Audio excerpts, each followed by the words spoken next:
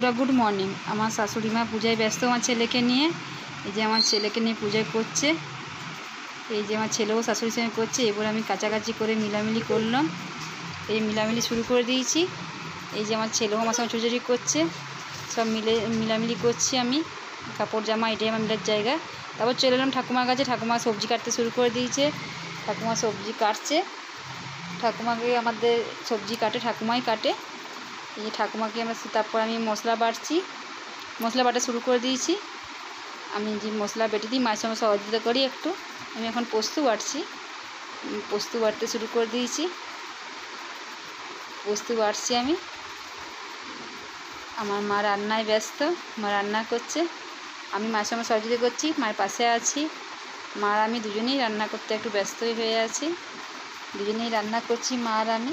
এই যে রান্না হচ্ছে আমাদের। মা রান্না করছে, একবার দেখছে আমাকে আমি কী করছি, একটু মুচকি মুচকি হাসছে, দেখছে। মায়ের রুমে মা ঢুকলো, আমি এই রান্না